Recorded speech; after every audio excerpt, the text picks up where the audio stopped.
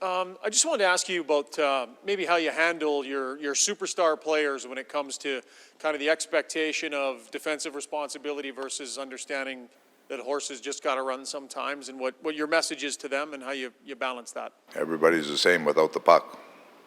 Without the puck, there's a way we have to play, and then with the puck, some players play a little different than others. They play a little different, some other guys, right? So it's without the puck, everybody is expected to defend the same way. That's a team. You have to defend as a group. So they're expected to do what everybody else is doing, but with the puck, then that's when things open up a little. So with all of this offense that Connor and Leon are creating on that line, what are your thoughts kind of on the overall game and their ability to balance that while still generating as much? Some games have been pretty good. Other games they can be better at defending part of it. But for the most part, like you look at how much they have the puck, there's a couple things with that line. You look at how teams are trying to play them awful tight, right? That just goes without saying. So they're trying to create space, but on the other side of it, they have to, last night is an example, you play power on power. Some nights teams will have a checking line on them, or, there's different scenarios that come in the game, but so you have to be responsible defensively, play without the puck. They're no different than we expect them to play without the puck. When we do the 5-on-5 drills in practice, they do them just like everybody else, but when you get the puck, then there's certain things that, they have an expectation of what they can do, and then other players have expectations of how they need to play. So it's the same without the puck, and with the puck, obviously, they can do some special things with it. Dave, when Connor's got 6 points after 2 periods, are you enough of a historian to know that, okay, Sittler got 10 points and Gretzky got 8. So when you're ahead in the game by quite a bit, are you thinking, okay, I got to get him enough touches here where he's at least getting a shot at it, because it wasn't a close game. You're already up by 4 goals. And then you didn't play him on the power play late in the game. That's respect for the game. That I just believe in the hockey gods. You do that, ram them out there with 3 minutes to go at a 6-2 game, that comes back to bite you later. And both Connor and Leon understand that. We talked about it today. That's just part of being respect for the game. So, yeah, it's because we took a couple penalties, and then they played regular shift other than it got down near the end, and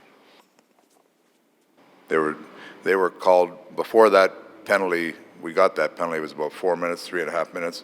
Their line was actually up to go, and then we got the power play, and they didn't go. Dave, when Leon and Connor are having a night like that, did you notice what was the ripple effect on the bench, in the room, during and after the game?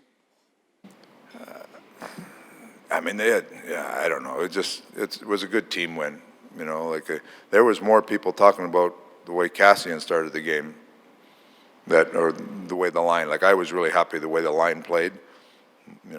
We wanted to play them head to head against McKinnon, and the line went out and did a heck of a job.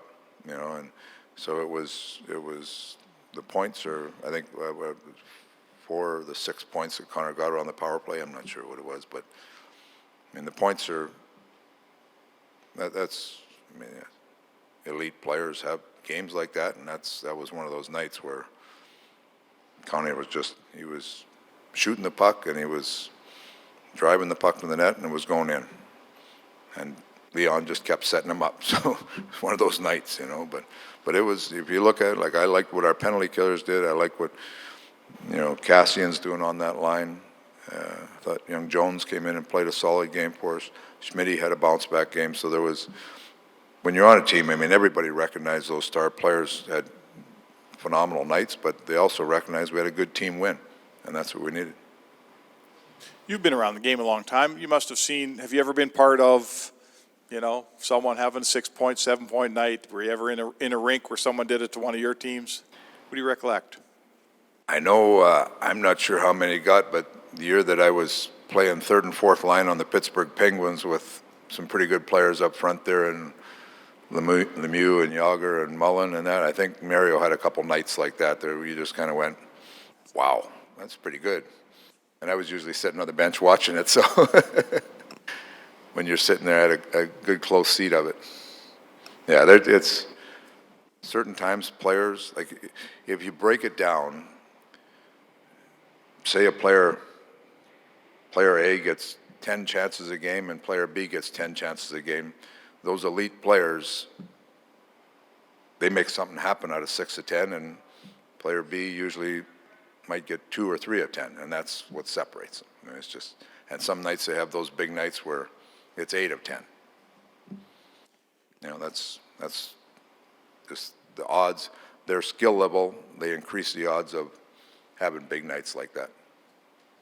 Dave, when you took the job and we first talked to you, I think you'd indicated your instinct was probably to play them together more often than not. I think you're about 86% of their time right now. Is that as much as you thought it would end up being, or are you? Yeah, it's just a feel you go through. I think injuries will dictate some of that.